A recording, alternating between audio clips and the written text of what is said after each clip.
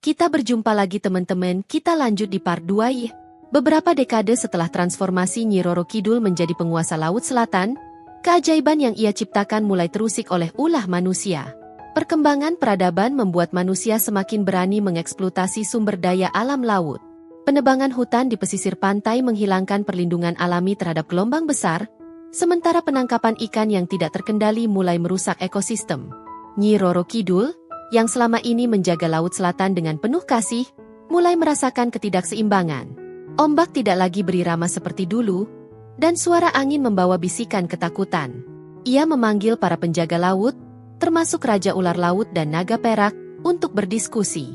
Keseimbangan mulai hilang, ucap Nyi Roro Kidul dengan nada penuh amarah.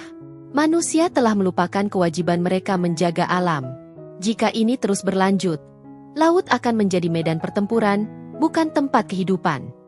Raja Ular Laut mengusulkan agar Nyi Roro Kidul memberikan peringatan keras kepada manusia. Namun, Naga Perak, yang lebih bijaksana, menyarankan pendekatan lain. Baginda, mereka harus memahami akibat dari perbuatan mereka. Biarkan bencana kecil menjadi pelajaran, tetapi jangan hancurkan mereka sepenuhnya. Nyi Roro Kidul memutuskan untuk mengirimkan tanda-tanda peringatan. Gelombang pasang yang lebih tinggi dari biasanya, badai mendadak, dan penampakan sosok misterius di malam hari. Namun, hanya sedikit yang memperhatikan peringatan ini, menganggapnya sebagai fenomena alam biasa. Di sebuah desa nelayan kecil bernama Karangjati, seorang saudagar kaya bernama Wirya memutuskan untuk membangun dermaga besar untuk kapal-kapal dagangnya. Dermaga ini membutuhkan pembukaan lahan besar di tepi pantai, yang berarti menebang habis hutan bakau yang melindungi desa dari erosi. Penduduk desa yang bergantung pada laut untuk kehidupan mereka memohon kepada Wirya agar mempertimbangkan dampaknya. Namun, saudagar itu hanya tertawa. Aku membawa kemajuan ke desa ini. Dengan dermaga ini, kita bisa berdagang lebih banyak dan menjadi kaya, katanya dengan sombong. Ketika pembangunan dimulai, beberapa nelayan mulai melihat tanda-tanda aneh di laut. Air menjadi lebih keruh, ikan-ikan besar yang biasanya mudah ditangkap mulai menghilang, dan badai kecil sering datang tanpa peringatan. Sebagian besar nelayan percaya bahwa ini adalah murka Nyi Roro Kidul, tetapi Wirya menolak mempercayainya. Legenda hanyalah cerita lama, katanya kepada para pekerjanya. Lanjutkan pekerjaan, kita tidak perlu takut pada mitos. Ketika dermaga hampir selesai, badai besar tiba-tiba melanda desa. Angin kencang merobohkan tiang-tiang dermaga, sementara gelombang tinggi menghancurkan kapal-kapal yang bersandar. Warga desa yang ketakutan berlari ke dataran tinggi, meninggalkan semua harta benda mereka. Di tengah badai, beberapa penduduk melaporkan melihat sosok wanita berdiri di atas ombak. Ia mengenakan gaun hijau berkilauan, dengan rambut panjang yang melambai seperti aliran air. Suaranya terdengar seperti gemuruh ombak, memperingatkan manusia untuk tidak merusak keseimbangan alam. Wirya, yang selama ini menolak mempercayai legenda, akhirnya menyadari kesalahannya. Namun, penyesalannya datang terlambat. Dermaga yang ia bangun dengan biaya besar hancur lebur, dan badai membuatnya kehilangan semua kapal dagangnya. Dalam ketakutannya, ia memutuskan untuk meninggalkan desa, meninggalkan penduduk tanpa pemimpin. Setelah badai reda, seorang wanita tua bernama Nyai Surti datang ke desa untuk membantu penduduk memulihkan kehidupan mereka. Nyai Surti dikenal sebagai seorang dukun yang memiliki hubungan mistis dengan Laut Selatan. Ia percaya bahwa badai itu adalah peringatan dari Nyi Roro Kidul, dan ia menyarankan agar penduduk melakukan ritual besar untuk meminta maaf. Baginda Nyi Roro Kidul tidak ingin menghancurkan kita, kata Nyai Surti. Ia hanya ingin kita belajar menghormati laut. Jika kita menunjukkan rasa hormat, ia akan memaafkan kita dan mengembalikan berkah laut. Penduduk desa, yang kehilangan hampir segalanya, setuju untuk mengikuti saran Nyai Surti. Mereka mengumpulkan sesajen berupa bunga melati, buah-buahan, dan kain hijau, serta mengadakan doa bersama di tepi pantai. Dalam ritual itu, mereka memohon perlindungan dan berjanji untuk menjaga alam. Setelah ritual selesai, desa Karangjati mulai mengalami perubahan.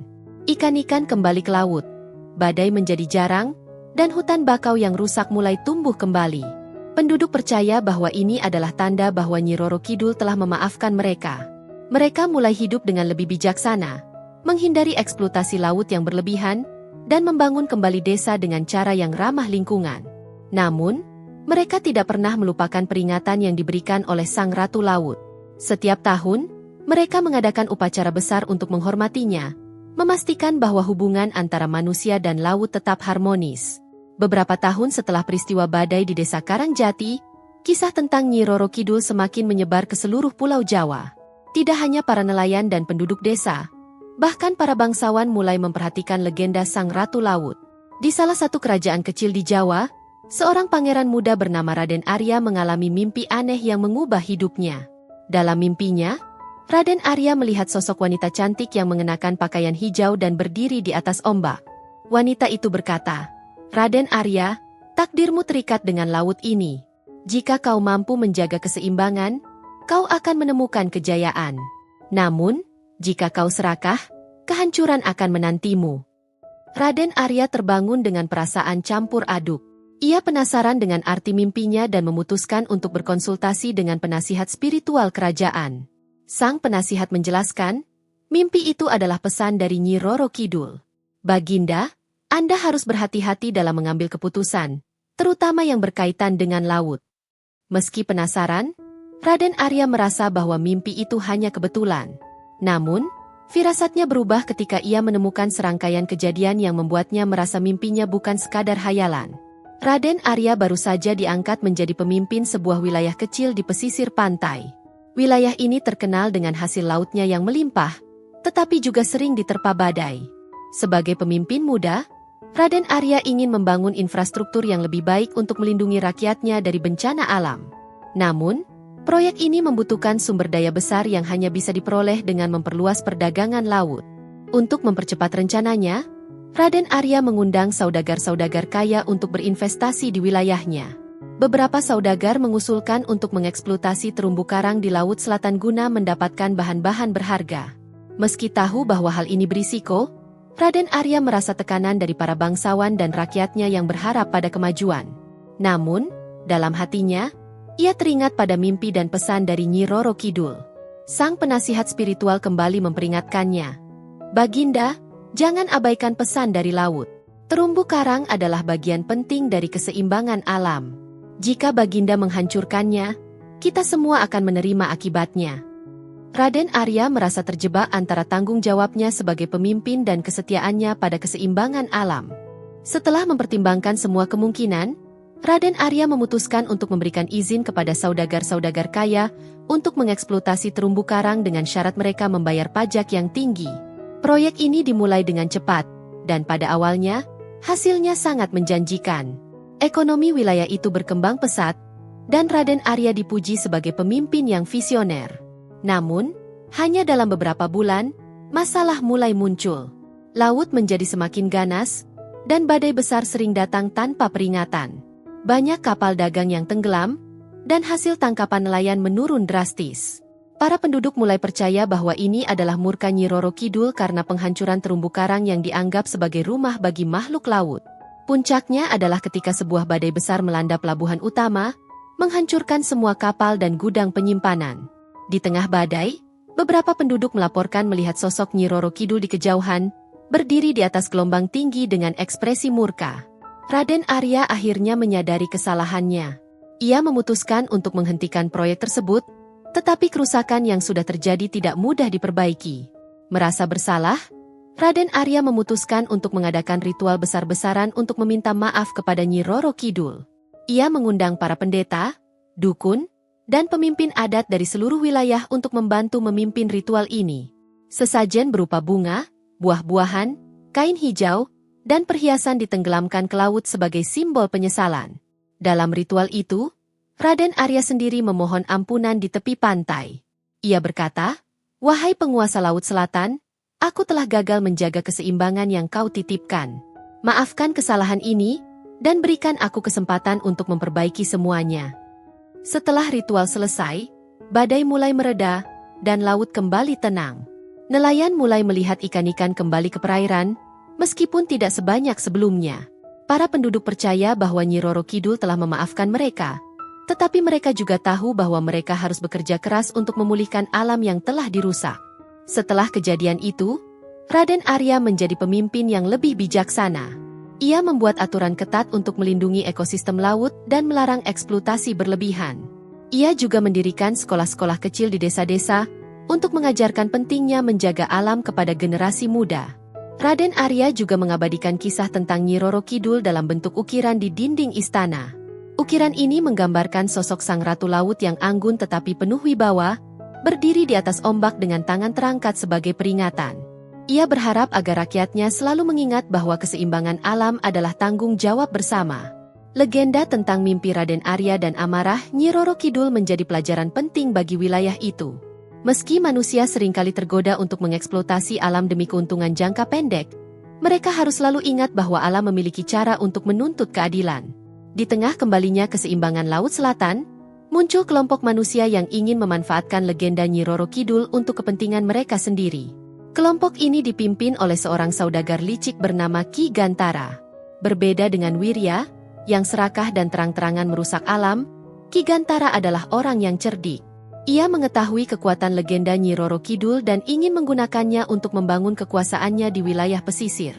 Ki Gantara mulai mengumpulkan orang-orang yang terbuang dari desa-desa sekitar Laut Selatan. Ia menjanjikan kekayaan dan kekuasaan bagi siapa saja yang mau bergabung dengannya. Kelompok ini kemudian merancang rencana untuk menguasai daerah pesisir dengan berpura-pura menjadi wakil Nyi Roro Kidul. Mereka menciptakan ritual-ritual palsu, menakut-nakuti penduduk, dan mengklaim bahwa mereka memiliki restu dari Sang Ratu Laut. Penduduk yang ketakutan mulai memberikan upeti kepada Ki Gantara, yang terus mengumpulkan kekayaan dan pengaruh. Namun, Ki Gantara tidak tahu bahwa tindakannya telah menarik perhatian Nyi Roro Kidul. Sang Ratu Laut, yang selama ini dia mengamati manusia, merasa bahwa kelompok ini telah melampaui batas. Pada suatu malam yang gelap, ketika Ki Gantara dan kelompoknya sedang melakukan ritual palsu di tepi pantai, sebuah badai tiba-tiba datang tanpa peringatan. Angin kencang dan hujan deras menghancurkan semua peralatan mereka, sementara ombak besar hampir menyeret mereka ke laut. Di tengah badai, muncul sosok Nyi Roro Kidul. Ia mengenakan gaun hijau yang bercahaya, dan matanya bersinar penuh amarah. Dengan suara yang menggema seperti petir, ia berkata, "Beraninya kalian mengatasnamakan namaku untuk memenuhi ambisi kalian yang serakah. Laut ini bukan tempat untuk tipu daya dan kebohongan. Jika kalian tidak menghentikan perbuatan kalian, aku akan menghancurkan kalian bersama dengan tanah ini." Ki Gantara, yang sebelumnya begitu percaya diri, jatuh berlutut di depan sosok Nyi Roro Kidul. Ia memohon ampun. Tetapi Sang Ratu Laut tidak menerima permintaan maafnya begitu saja. Ia memberikan Ki Gantara pilihan, meninggalkan semua kekayaan yang telah ia kumpulkan dan melayani laut dengan tulus, atau menghadapi kutukan yang akan membawanya ke kehancuran. Ki Gantara, yang takut akan kutukan itu, akhirnya memilih untuk menyerahkan semua hartanya dan meninggalkan kehidupan lamanya. Ia mengasingkan diri ke sebuah gua di dekat pantai dan menghabiskan sisa hidupnya sebagai penjaga ritual-ritual asli yang menghormati Nyi Roro Kidul. Setelah peristiwa itu, Laut Selatan kembali tenang. Penduduk desa yang sebelumnya tertindas oleh Ki Gantara mulai merasakan berkah dari laut. Ikan-ikan besar kembali ke perairan, dan cuaca menjadi lebih bersahabat. Para nelayan percaya bahwa Nyi Roro Kidul telah memaafkan mereka karena berhasil melawan tipu daya Ki Gantara. Salah satu kejadian yang paling diingat adalah kembalinya sebuah kapal nelayan yang hilang selama berminggu-minggu. Kapal itu diterpa badai besar dan dianggap tenggelam oleh penduduk desa. Namun, suatu pagi, kapal tersebut muncul di pelabuhan dengan semua awaknya selamat. Para nelayan menceritakan bahwa mereka diselamatkan oleh sosok wanita cantik yang memandu mereka melalui badai. "Dia tidak berkata apa-apa," kata salah satu awak kapal. "Tapi senyumnya menenangkan kami. Dan sebelum kami sadar, kami sudah berada di perairan yang tenang." Cerita ini semakin memperkuat kepercayaan masyarakat pada kekuatan dan kebaikan Nyi Roro Kidul. Mereka mulai memperbaiki cara mereka berhubungan dengan laut, memastikan bahwa mereka tidak lagi mengambil lebih dari yang mereka butuhkan. Di tengah kembalinya kedamaian di Laut Selatan, seorang pemuda bernama Jakawira muncul sebagai tokoh penting di desa pesisir. Jakawira adalah seorang nelayan sederhana yang dikenal karena kepandaiannya membaca tanda-tanda laut. Ia sering memperingatkan penduduk tentang bahaya badai, atau memberikan saran tentang waktu terbaik untuk melaut. Namun, yang membuat Jakawira istimewa adalah hubungannya dengan Nyi Roro Kidul. Ia mengaku sering bermimpi tentang Sang Ratu Laut, yang memberinya petunjuk tentang cara menjaga keseimbangan alam. Dalam salah satu mimpinya, Nyi Roro Kidul berkata, "Jaka, tugasmu bukan hanya menangkap ikan, tetapi juga menjaga laut ini dari mereka yang serakah. Jadilah pelindung bagi desa ini." Jaka Wira mengambil pesan itu dengan serius. Ia mulai mengajarkan masyarakat cara-cara melestarikan lingkungan, seperti menanam kembali hutan bakau dan mengurangi penggunaan jaring besar yang merusak terumbu karang. Dengan bimbingan Jaka, desa itu menjadi lebih makmur dan damai. Meskipun banyak yang belajar untuk menghormati laut, beberapa masih melanggar aturan yang telah ditetapkan oleh Nyi Roro Kidul. Salah satu cerita terkenal adalah tentang seorang pedagang asing yang mencoba menangkap penyu-penyu langka di perairan Laut Selatan untuk dijual ke pasar gelap. Saat ia sedang berlayar dengan hasil tangkapannya, kapalnya tiba-tiba dihantam badai besar. Meskipun ia berusaha melawan ombak, kapalnya hancur, dan ia terlempar ke laut. Penduduk desa yang menemukan tubuhnya di pantai mengatakan bahwa ia masih hidup, tetapi kehilangan ingatannya. Ia tidak lagi ingat siapa dirinya atau mengapa ia berada di sana. Bagi penduduk desa, ini adalah bukti nyata dari kutukan Nyi Roro Kidul. Mereka percaya bahwa pedagang itu telah menerima hukuman karena keserakahannya. Sejak itu, tidak ada lagi yang berani melanggar aturan di perairan Laut Selatan. Seiring waktu, keseimbangan di Laut Selatan mulai kembali stabil. Namun, kekuatan mistis Nyi Roro Kidul justru semakin meningkat. Laut yang ia jaga tidak hanya menjadi sumber kehidupan, tetapi juga pusat energi spiritual yang menarik perhatian para dukun dan ahli mistis dari berbagai penjuru Jawa. Banyak yang datang ke pantai-pantai sakral seperti Parangtritis untuk mencari wangsit, kekuatan, atau perlindungan dari Sang Ratu Laut. Beberapa dukun mulai menyebarkan cerita bahwa Nyi Roro Kidul tidak hanya penguasa laut, tetapi juga penjaga takdir manusia. Mereka percaya bahwa siapa saja yang diberkati oleh Nyi Roro Kidul akan mendapatkan keberuntungan besar, tetapi mereka yang melawannya akan dihancurkan tanpa ampun. Namun, tidak semua yang datang ke Laut Selatan memiliki niat baik. Beberapa mencoba menggunakan kekuatan ini untuk kepentingan pribadi, memanfaatkan nama Nyi Roro Kidul untuk menipu orang-orang yang mencari jawaban atas masalah mereka. Di sebuah desa pesisir bernama Sukatani, sekelompok dukun mengadakan pertemuan rahasia. Mereka percaya bahwa kekuatan Nyi Roro Kidul dapat dikendalikan jika mereka berhasil memanggilnya ke dunia manusia. Dipimpin oleh seorang dukun kuat bernama Ki Darmaya, mereka merancang ritual besar dengan tujuan mengambil sebagian dari kekuatan Sang Ratu Laut. Jika kita bisa menguasai energinya, kata Ki Darmaya, kita akan menjadi penguasa Jawa. Tidak ada yang bisa menghentikan kita. Mereka mengumpulkan sesajen dalam jumlah besar, termasuk emas, permata, dan kain hijau. Pada malam bulan purnama, mereka berkumpul di tepi pantai dan mulai memanggil Nyi Roro Kidul dengan mantra-mantra kuno. Namun, mereka tidak menyadari bahaya yang sedang mereka hadapi. Ketika mantra Ki Darmaya mencapai puncaknya, ombak di Laut Selatan tiba-tiba menjadi gelombang besar. Angin kencang bertiup, membawa pasir dan air laut ke tempat ritual. Di tengah kekacauan itu, sosok Nyi Roro Kidul muncul dari ombak, mengenakan gaun hijau yang berkilauan dengan mata yang bersinar penuh amarah. "Beraninya kalian mencoba menguasai kekuatanku." Suaranya menggema seperti gemuruh petir. "Aku tidak bisa dikendalikan oleh manusia. Kalian lupa siapa yang kalian hadapi." Dengan satu gerakan tangannya, ombak besar menyapu para dukun. Beberapa dari mereka hanyut ke laut, sementara yang lain pingsan di tempat. Hanya Ki Darmaya yang tersisa, berlutut dan gemetar ketakutan. Ia mencoba memohon ampun, tetapi Nyi Roro Kidul tidak tergerak. "Kau akan menjadi peringatan bagi manusia lainnya," kata Nyi Roro Kidul. "Kau akan hidup, tetapi tanpa kekuatanmu, dan kau akan terus mengingat keserakahan yang menghancurkanmu." Ki Darmaya kehilangan semua kekuatan mistisnya dan kembali ke desanya sebagai pria biasa. Ia menghabiskan sisa hidupnya sebagai petani, menceritakan kepada siapapun yang mau mendengarkan tentang kekuatan tak terbendung Nyi Roro Kidul. Setelah peristiwa itu, para pemimpin adat dari berbagai wilayah pesisir berkumpul untuk mendiskusikan bagaimana menjaga hubungan dengan Laut Selatan. Mereka sepakat untuk membentuk persekutuan yang disebut Paguyuban Lautan Sejahtera, yang bertujuan untuk melindungi ekosistem laut dan menjaga tradisi penghormatan kepada Nyi Roro Kidul. Paguyuban ini mengadakan ritual tahunan yang melibatkan masyarakat dari berbagai desa pesisir. Dalam ritual tersebut, mereka membawa sesajen dan melakukan doa bersama untuk memohon berkah dan perlindungan dari Sang Ratu Laut.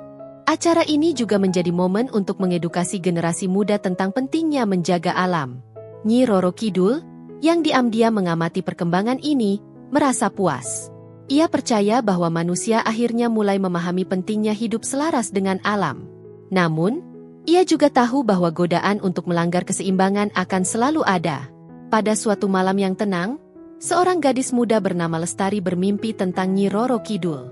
Dalam mimpinya, Sang Ratu Laut berkata, "Lestari, kau adalah harapan baru bagi desa ini. Ajarkanlah kepada mereka cara menjaga laut, karena tugas ini tidak akan pernah selesai." Lestari, yang selama ini dikenal sebagai gadis yang cerdas dan penuh semangat, terbangun dengan perasaan baru. Ia mulai menginisiasi program-program konservasi di desanya, seperti membersihkan pantai dan melarang penggunaan bahan-bahan beracun untuk menangkap ikan. Ia juga bekerja sama dengan Paguyuban Lautan Sejahtera untuk menyebarkan pesan tentang pentingnya menjaga alam. Kepemimpinan Lestari membuat desanya menjadi contoh bagi wilayah pesisir lainnya. Banyak orang percaya bahwa ia dipilih langsung oleh Nyi Roro Kidul untuk melanjutkan misinya menjaga keseimbangan antara manusia dan alam. Beberapa bulan setelah Paguyuban Lautan Sejahtera didirikan, wilayah Laut Selatan mulai menghadapi ancaman baru, bukan dari manusia, tetapi dari kekuatan gelap yang muncul dari dunia lain. Dalam salah satu ritual tahunan yang diadakan di pantai Parangtritis, para pendeta merasakan energi asing yang tidak biasa. Laut menjadi gelap meski bulan purnama bersinar, dan angin dingin berhembus membawa aroma belerang. Para penjaga spiritual mengungkapkan bahwa energi ini berasal dari makhluk gaib yang ingin merebut kekuasaan Nyi Roro Kidul. Mereka adalah penghuni dunia bawah laut yang telah lama mengincar Laut Selatan sebagai wilayah mereka. Makhluk-makhluk ini dipimpin oleh Ratu Lodra, entitas yang dikenal sebagai penguasa kegelapan samudra. Laut Selatan terlalu lama berada di bawah kendalimu. Suara Ratu Lodra menggema dalam bisikan mistis. Kini saatnya kekuasaan itu berpindah tangan. Nyi Roro Kidul, yang mengetahui ancaman ini, segera memanggil sekutu-sekutunya dari dunia mistis, termasuk Naga Perak dan Raja Ular Laut, untuk bersiap menghadapi pertempuran besar yang akan menentukan takdir Laut Selatan. Pada malam yang menentukan, Laut Selatan menjadi medan pertempuran antara kekuatan terang yang dipimpin oleh Nyi Roro Kidul dan pasukan gelap Ratu Lodra. Ombak bergulung-gulung seperti gunung, dan badai besar melanda pantai-pantai di sepanjang pesisir Jawa. Penduduk desa hanya bisa menyaksikan dari kejauhan, berdoa agar Sang Ratu Laut memenangkan pertempuran ini. Jakawira, yang telah menjadi pemimpin masyarakat pesisir, memimpin doa bersama di pantai. Mereka membakar dupa dan melepaskan sesajen ke laut sebagai dukungan spiritual untuk Nyi Roro Kidul. Pertempuran berlangsung selama 3 malam. Ratu Lodra menggunakan kekuatannya untuk menciptakan pusaran besar yang hampir menelan seluruh Laut Selatan. Namun, Nyi Roro Kidul, dengan kekuatan yang diperoleh dari hubungan mistisnya dengan laut, berhasil melawan dengan menciptakan badai yang menyapu pasukan gelap Ratu Lodra. Puncaknya adalah ketika Nyi Roro Kidul menghadapi Ratu Lodra secara langsung. Dalam pertempuran ini, Nyi Roro Kidul memanggil kekuatan laut yang paling murni, energi dari kehidupan yang telah ia lindungi selama berabad-abad. Dengan satu serangan terakhir, ia berhasil mengusir Ratu Lodra kembali ke dunia bawah laut. Setelah pertempuran besar itu, Laut Selatan kembali tenang. Namun, perubahan besar terjadi. Air laut menjadi lebih jernih, dan kehidupan laut kembali tumbuh dengan subur. Nelayan melaporkan hasil tangkapan yang melimpah, dan badai menjadi lebih jarang. Penduduk desa percaya bahwa ini adalah hadiah dari Nyi Roro Kidul atas dukungan mereka selama pertempuran. Mereka semakin memperkuat hubungan spiritual dengan laut, menjadikan ritual penghormatan sebagai bagian dari kehidupan sehari-hari. Sementara itu, Paguyuban Lautan Sejahtera berkembang menjadi gerakan yang lebih besar. Desa-desa pesisir mulai bekerja sama untuk melindungi laut dan memastikan bahwa generasi mendatang akan terus menghormati kekuatan alam. Lestari, yang kini menjadi tokoh utama dalam konservasi laut, mendapat mimpi lain dari Nyi Roro Kidul. Dalam mimpinya, Sang Ratu Laut berkata, "Lestari, pertempuran ini hanyalah awal. Akan ada tantangan lain, baik dari manusia maupun kekuatan yang tak terlihat. Kau dan generasimu adalah harapan terakhirku. Jaga laut ini seperti kau menjaga hidupmu." Lestari bangun dengan semangat baru. Ia memutuskan untuk menyebarkan pesan Nyi Roro Kidul ke seluruh wilayah pesisir. Dengan bantuan Jakawira dan para pemimpin paguyuban, ia mulai mengadakan program pendidikan, kampanye pelestarian lingkungan, dan ritual penghormatan yang melibatkan semua lapisan masyarakat. Kisah tentang Nyi Roro Kidul tidak hanya menjadi legenda, tetapi juga inspirasi bagi semua orang untuk hidup lebih bijaksana dalam menjaga hubungan dengan alam. Waktu berlalu, tetapi nama Nyi Roro Kidul tetap hidup dalam ingatan masyarakat. Ia tidak hanya dikenang sebagai Ratu Laut yang kuat, tetapi juga sebagai simbol pelindung yang penuh kasih. Banyak yang percaya bahwa meskipun ia tidak selalu terlihat, ia selalu hadir, menjaga Laut Selatan dan mereka yang menghormatinya. Pantai-pantai seperti Parangtritis dan Pelabuhan Ratu menjadi tempat suci, bukan hanya karena keindahannya, tetapi juga karena aura mistis yang melekat padanya. Orang-orang datang tidak hanya untuk menikmati pemandangan, tetapi juga untuk berdoa dan merasakan kedekatan dengan Sang Ratu Laut. Di sebuah malam bulan purnama, seorang nelayan tua bernama Pak Wiryo, yang pernah mengalami mimpi bertemu Nyi Roro Kidul, berkata kepada cucunya, "Nak, ingatlah ini. Laut bukan hanya tempat mencari nafkah. Laut adalah kehidupan, dan hidup kita tergantung pada bagaimana kita menghormatinya." Cucunya, dengan mata penuh rasa ingin tahu, bertanya, "Apakah Nyi Roro Kidul benar-benar ada, kakek?" Pak Wiryo tersenyum. "Dia ada. Dalam hati setiap orang yang tahu bagaimana mencintai dan menjaga alam ini." Tonton kelanjutannya yang lebih menarik part 3, hanya di channel ini. Terima kasih teman-teman yang sudah mendengarkan kisah ini sampai selesai. Saya harap teman-teman semua menyukainya. Dan apabila ingin mendengar lebih banyak kisah-kisah menarik, jangan lupa untuk like, komen, dan subscribe. Dukung terus channel ini agar kami bisa terus menghadirkan konten yang bermanfaat dan inspiratif.